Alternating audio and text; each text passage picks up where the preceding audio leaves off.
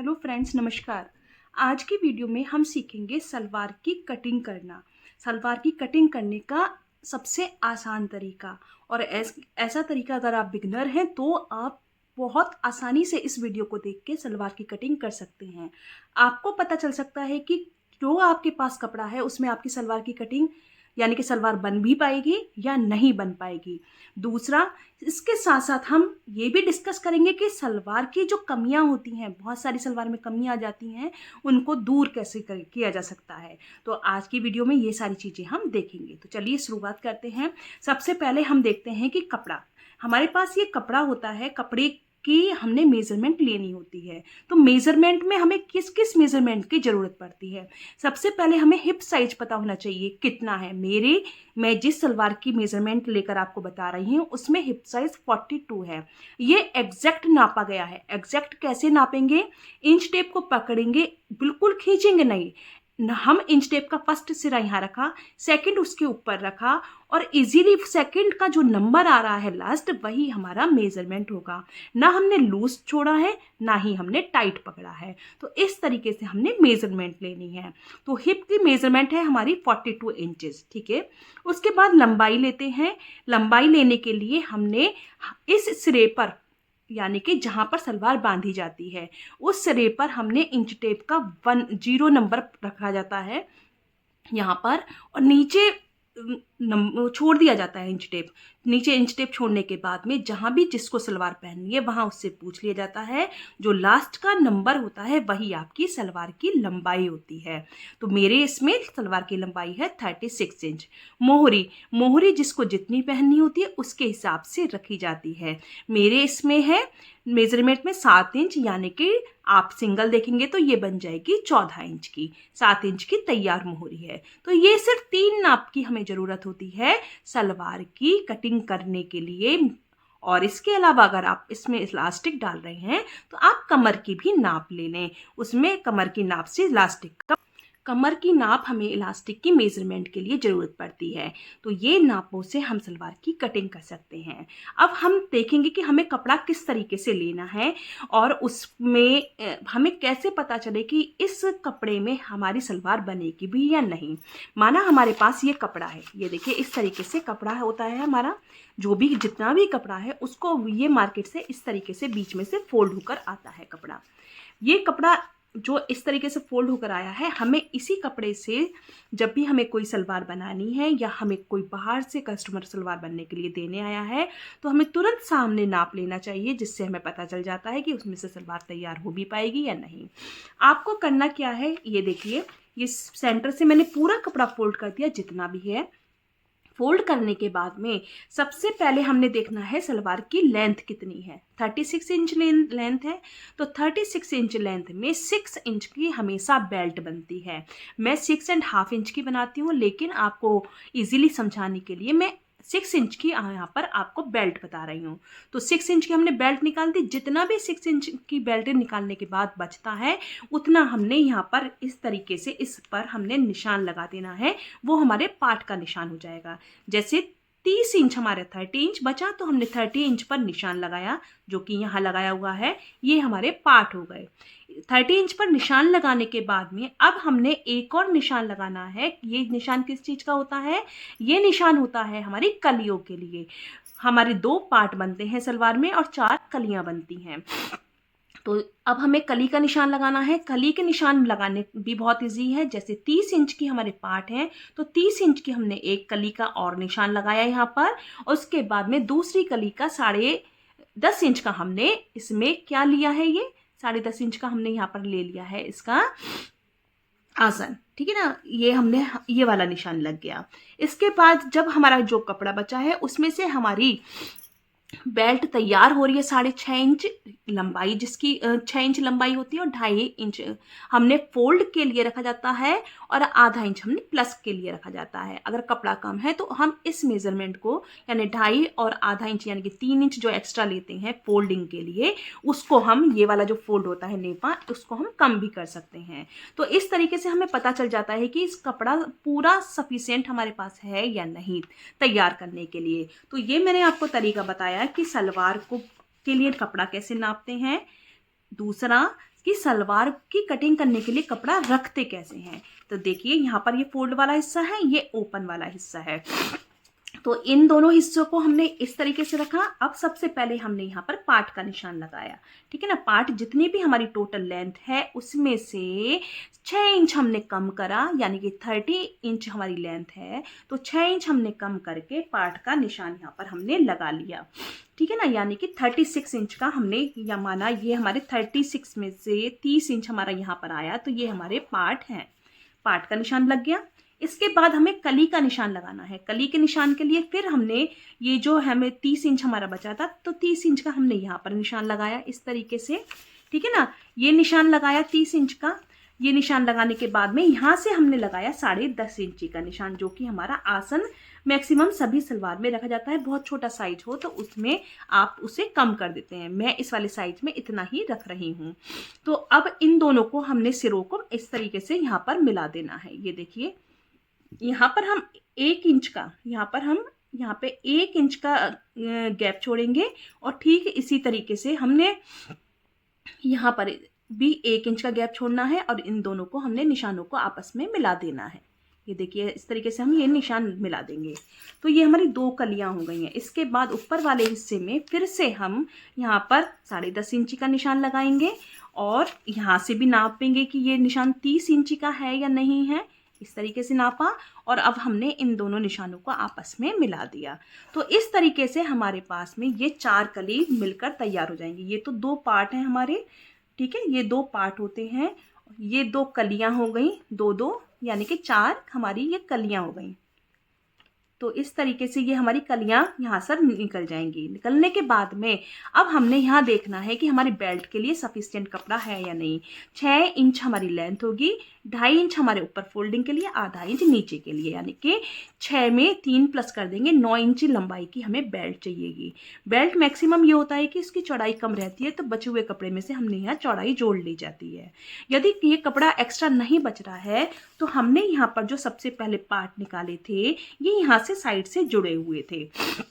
जुड़े हुए होने के कारण अब हम इनकी चौड़ाई को कम करके साइड से कपड़ा यहाँ जोड़ने के लिए, या फिर सलवार की नीचे की जो मोहरी होती है उन्हें फोल्ड करने के लिए, या कुर्ती में डिज़ाइन डालने के लिए कपड़ा बचा सकते हैं। इसलिए पार्ट को सेंटर से सबसे पहले नहीं काटा जाता है। तो इस तरीके से हमने देखो सलवार को कटिंग करने का सबसे आसान तरीका ड्राफ्टिंग के द्वारा आपको बताया है, क्योंकि अगर हम कपड़े पे बताते हैं तो इसकी लेंथ बहुत ज़्यादा हो जाती है और हम इजीली इसको नहीं बता पाते हैं।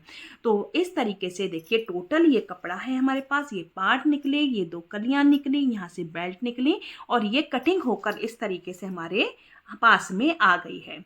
अब क्या होता है कि इसमें जब हमने ये कटिंग कर ली है, यहाँ पर कटिंग के साथ साथ हमने एक चीज़ और ध्यान रखनी है कि ये जो हमने लेंथ ली थी 30 इंच, 36 इंच की हमारी सलवार थी, ठीक है ना। तो ये जो 30 इंच लेंथ ली थी, इसमें हमें 1 इंच और प्लस करना होता है। वो किस लिए होता है? आधा इंच हमारा नीचे मोहरी में फोल्ड होता है, ठीक है, और आधा इंच हमारा यहाँ पर सिलाई में जाएगा। तो इसकी जो लेंथ लेंगे उसमें हम 1 इंच प्लस कर लेंगे। प्लस कितना करेंगे? पार्ट की लेंथ में 1 इंच, और ये ऊपर वाला जो हम प्लस कर रहे हैं, इसमें प्लस कर रहे हैं हम टोटल में 3 इंच। ये हमने इतना प्लस करा है। ये कितना आया था हमारा? 6 + 3 = 9 इंच, और ये वाला हमारा कितना आया था? 30 + 1 = 31 इंच। ये इस तरीके से हमने यहाँ पर नाप ली जाती है। तो अब हमें देखना है कि सलवार की जो बेल्ट की चौड़ाई है, वो चौड़ाई हम किस हिसाब से लेते हैं, चौड़ाई कितनी रखनी चाहिए। तो जितना भी हमारा हिप है, माना 42 इंच हमारा हिप है, तो 42 इंच हिप में हमें टोटल में, जैसे हमारा ये 42 इंच हिप है, तो टोटल जितना भी आएगा, 42 आए, 38 आए, 46 आए, 50 आए, जितना भी आए उसमें आपको 10 इंच प्लस करना है। तो उतना आपको, यानी कि 52 हो जाएगा। ये हमारी बेल्ट की मेज़रमेंट होगी, ठीक है ना। हिप बेल्ट की मेज़रमेंट के लिए हमने करना क्या है, इसमें हमने 10 इंच प्लस करना है टोटल हिप साइज में। वो हमारी बेल्ट की मेज़रमेंट होगी। उस मेज़रमेंट में हमारा सिलाई मार्जिन, यानी कि बेल्ट में जो भी जोड़ आएंगे वो इसमें इंक्लूड होते हैं। उसके लिए एक्स्ट्रा कोई कपड़ा नहीं लेना होता। ये सबसे आसान तरीका है सलवार सलवार की बेल्ट को नापने का। ठीक है ना, ये हमारी सलवार की बेल्ट को नापने का सबसे आसान तरीका होता है। तो ये बेल्ट नाप का बता दिया मैंने, मार्जिन कितना कितना लेना चाहिए, बेल्ट की चौड़ाई में कितना मार्जिन लेना चाहिए, लंबाई में कितना, सलवार के पार्टों में कितना मार्जिन लेना चाहिए, ये सारी चीज़ें मैंने आपको यहाँ पर बता दी हैं। इसके बाद अब हम जब अच्छे से सलवार की कटिंग करना सीख गए हैं तो इसमें सलवार में कुछ कमियां भी आती हैं, जिसके कारण हमारी अच्छे से कटिंग करी हुई सलवार भी क्या होता है कि अच्छे से नहीं सिलने में कुछ कमियां रहने के कारण या कुछ और कमियों के कारण वो अच्छे से फिटिंग नहीं आ पाती, उसकी लुक अच्छी नहीं आ पाती, वो सीधी नहीं बैठ पाती। मोस्टली जो कमियां आती हैं सलवार में क्या होता है कि ये साइड से इस जगह से ऊपर को उठती है, ये वाला जो हिस्सा है ये ऊपर उठता है। बहुत सारे कारण होते हैं इसके, जिसके कारण ये होता है सबसे मेन कि अगर आप जो ये पार्ट की कटिंग कर रहे हैं, ये देखिए ये पार्ट की कटिंग करी आपने यहाँ पर, तो सॉरी कली की जो कटिंग करी है, इस कली की कटिंग में यहाँ पर किनारी है, ठीक है ना। ऐसी पार्ट की कटिंग में किनारी, अगर वो किनारी बहुत ज़्यादा टाइट है, नॉर्मल नहीं है, तो सबसे पहले आपको किनारी को अलग कर देना है, उसके बाद आपको कपड़े की कटिंग करनी है। उस किनारी को आप यूज़ बिल्कुल ना करें। किनारी टाइट होने की वजह से वो खिंचाव आता है, कपड़े सिलाई में फिनिशिंग नहीं आती है और इसमें उठाव आने लगता है। दूसरा कारण क्या होता है कि जब हमने यहाँ पर ये वाले जो निशान लगाए हैं, ये निशान हमने बिल्कुल ठीक लगाए हैं, कोई दिक्कत नहीं है, लेकिन इस निशान को लगाने के बाद जब ये दोनों कपड़े अलग अलग हो जाएंगे, 4 कली हमारे साथ एक साथ हाथ में आ जाएंगी, तो हमने करना क्या है, जो हमारे पास पैंट की कटिंग का कर्व स्केल होता है जिससे हम पैंट की कटिंग करते हैं, उस स्केल से हमने इस वाली साइड में इस तरीके से ये शेप दे देनी है। ये देखिए ये शेप हमने दे दी यहाँ पर। तो शेप देने के कारण इसमें क्या आएगा, गहराई आ जाएगी और जो उठाव बनता है वो उठाव बिल्कुल भी नहीं बनेगा। ये देखिए इस तरीके से अगर आप करेंगे तो उठाव वो कभी भी नहीं बनेगा।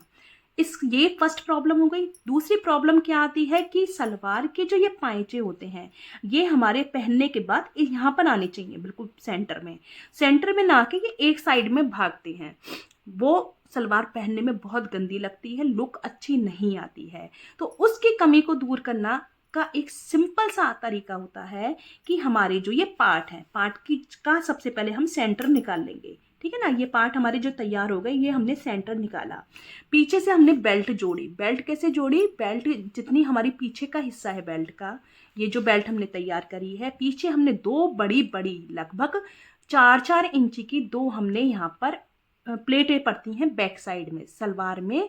जब हम बेल्ट को सलवार को जोड़ते हैं, सलवार के बॉटम पार्ट को जोड़ते हैं, 2 बड़ी बड़ी बेल्ट लगाने के बाद में टोटल सलवार में मेजरमेंट लेंगे हम, टोटल बेल्ट का मेजरमेंट लेंगे, उसको सेंटर निकालने के बाद में लगभग यहाँ से 2 इंची, ये नहीं है, 2-2 इंची तक हमने ये सलवार को इसी तरीके से सिंपल सिल लेना है, ठीक है।